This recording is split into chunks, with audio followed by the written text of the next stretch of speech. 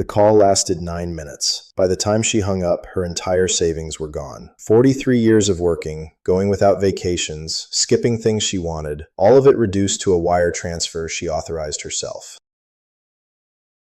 The voice that convinced her to do it was her grandson's voice. Every inflection, every pause, the exact way he said her name. It was him. Except it wasn't. It was a machine. And the people who built that machine were counting on her to love him too much to stop and think. My name is Michael Reed. I am an elder law and estate attorney. I have spent 20 years representing people who came to me after something went wrong. A document they signed, an inheritance they were cut out of, a phone call they should never have answered. In those 20 years, I have never seen anything spread as fast or take as much as what I am about to describe to you today. I chose this work because of my grandmother. She was in her mid-70s when she lost her home to her own stepchildren. A set of documents she had signed years earlier, documents that seemed protective at the time, gave them every legal tool they needed. I was there through every step of that process. I watched a woman who had been strong her entire life have to ask her grandchild what a court filing meant. I decided that day that I was not going to spend my career doing anything else. I was going to spend it making sure people like her had someone in their corner before the damage was done. I have represented more than 400 elderly clients in cases involving fraud, financial exploitation, contested estates, and inheritance abuse. I have seen the full range of what people do to the people who trust them most. But in the last 2 years, one category has grown faster than everything else combined: AI voice cloning scams targeting grandparents. The FBI has reported losses exceeding $600 million a year from this category alone, and that number reflects only what gets reported. Most victims take weeks or months to tell anyone. Some never do. I want to tell you about Margaret. She was 71 years old when her phone rang on a Tuesday morning in March. She had worked as a registered nurse for 31 years. When she retired at 64, she had managed to put away $87,000 in savings. Not a fortune, but her security, the thing that let her sleep at night, knowing that if her health changed or an emergency came, she would not be a burden to the people she loved. She had been careful her entire life. She tracked her expenses. She did not make impulsive decisions. She was, by every reasonable measure, exactly the type of person who should not fall for a scam. Her husband had passed 3 years earlier. Her daughter lived 4 states away. Her grandson Tyler was 23, and in his 3rd year of college, about 4 hours from where Margaret lived. They talked most Sundays. She kept a photo of him on the counter next to the coffee maker, the kind of grandmother who remembers what he mentioned 3 weeks ago and asks about it the next time she calls. Her love for him was not a sentiment. It was the organizing fact of her daily life. When the call came in from an out-of-state number she didn't recognize, she almost didn't pick up. She told me later she had a feeling. Something made her answer. The voice on the other end said, "Grandma, it's me. I need help. Please don't hang up."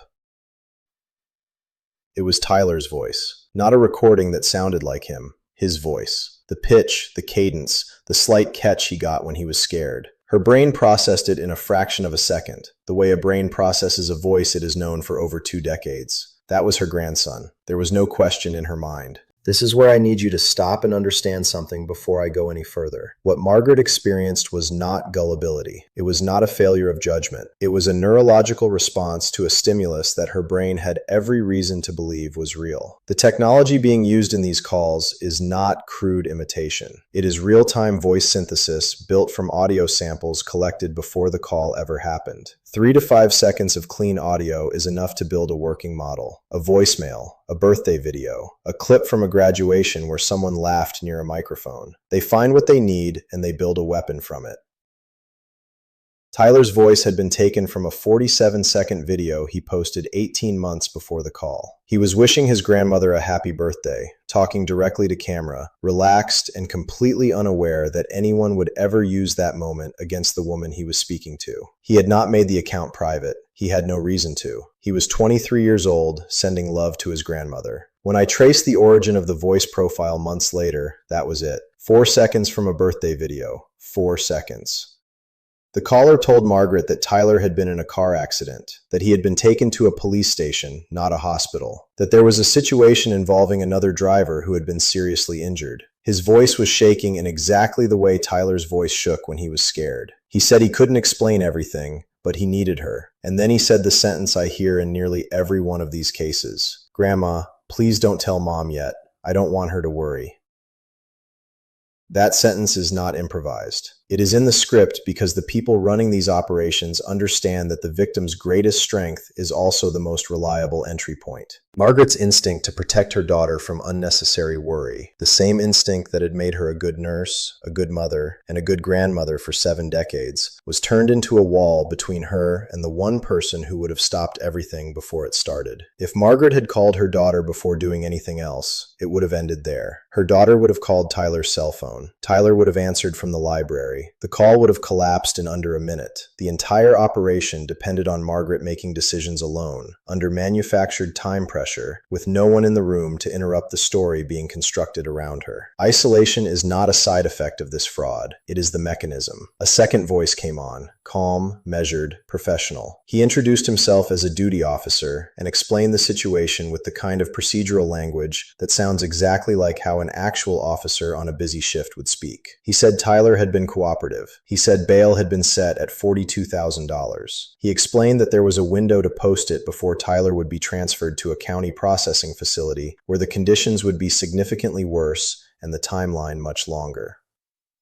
Margaret said she did not have that kind of money readily available. The officer said that was fine. A bail bondsman worked with the station regularly and could structure the payment. He transferred the call. The third man was patient and friendly. He had a name, a company name, and a callback number he offered to send her by text. He walked her through the process with the calm clarity you use when explaining something to a person who is upset and needs steps. He told her exactly what the transfer would look like. He told her what to tell the bank teller. He said she should describe the transaction as a real estate payment, because flagging it as a legal matter could trigger compliance holds that would delay Tyler's release. He told her not to say it involved her grandson, because that could complicate the station's processing timeline.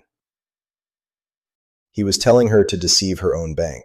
She did it, because Tyler was on the other end of that call, frightened, needing her. She had spent 31 years as a nurse. She had built her entire adult life around moving toward people in distress. Sitting still when someone she loved was suffering was not something her nervous system was capable of. That is not a flaw. That is who she had spent a lifetime becoming. These people knew that before they dialed her number. They selected her because of it. At the bank, the teller asked a few standard questions. Margaret answered them exactly as she had been coached. She was calm, specific, and consistent. She had been a nurse. She was accustomed to delivering information under pressure without showing what she was feeling. The transfer went through. She drove home. She called the bondsman's number for an update.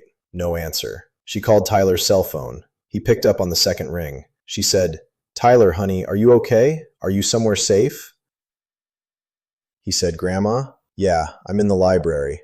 What's going on? You sound strange." She told him nothing was wrong. Said she must have gotten confused about something. Hung up. And then she sat in her kitchen and did not tell anyone for 4 days. I want you to sit with that. 4 days. She told herself there had to be an explanation, that the money would come back, that she was missing something, because the alternative was a thing she was not yet able to say out loud. Her daughter found out because she noticed something in Margaret's voice on their Sunday call and kept asking. Margaret broke. Her daughter called my office that afternoon. When Margaret sat across from me for the first time, she was composed the way people are when they have already been through the worst of it privately. The first thing she said was, the voice was his. I know his voice better than I know my own handwriting. That was his voice. I told her she was right. It was his voice, rebuilt from a birthday video he posted for her, turned into a weapon before she ever answered the phone. And then I told her what I could and could not do. If you are watching this because something about this feels close to home, because someone you love received a call like this one, or because you have a feeling that this is more real than you have let yourself believe, please subscribe to this channel and leave a comment below. I read every one of them. I post here because I see this damage every week. The more people who understand how this works before the call comes, the fewer end up in the chair across from me. I filed reports with the FBI and the FTC on Margaret's behalf. I contacted her bank. I pursued every legal channel available. The FBI field office was honest with her. They told her they were pursuing operations of this type and that recovery was unlikely. The funds had moved through multiple accounts in different jurisdictions. Most of it transferred internationally within hours of Margaret's wire clearing. That is not law enforcement failing. That is the structure of the crime. Wire transfers are irreversible. That is not a bug. It is the feature these operations exploit. The accounts the money passes through are built specifically specifically to sever the trail before any institution can freeze anything. By the time a victim reports, the bank files a complaint, and an investigator reviews the case. The money is distributed across systems that require months of cross-border legal coordination to access. I have handled 17 AI voice cloning cases in the last 24 months. Losses from $18,000 to $112,000. Not one of those 17 clients has recovered a meaningful portion of what was taken. I say that not to produce hopelessness, but to be clear about what is actually at stake. Prevention is the only tool that consistently works. There is no legal remedy that reliably undoes this. These operations are organized. One team builds the profiles. They scan social media for accounts that reference grandchildren by name, that include video or audio, that show close generational bonds. They purchase voice samples from data brokers and collect them directly from public posts. They build libraries of voice clones before any call is made. Targets are selected based on audio quality and the identifiable strength of the family relationship.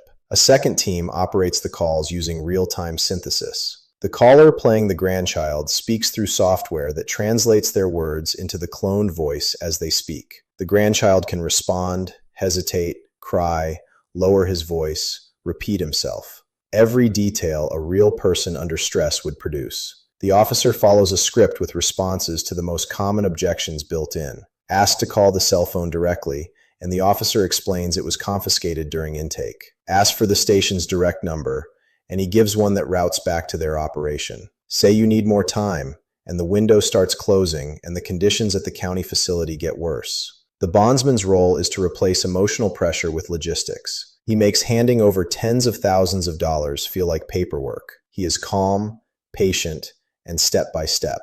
He is also the hardest to trace afterward. There is something else I want you to understand about why this category of fraud has grown so rapidly in the last 2 years. It is not because people have become less careful. Margaret was careful. She was a professional who spent 3 decades making calm decisions under pressure. The fraud has grown because the barrier to running it has collapsed.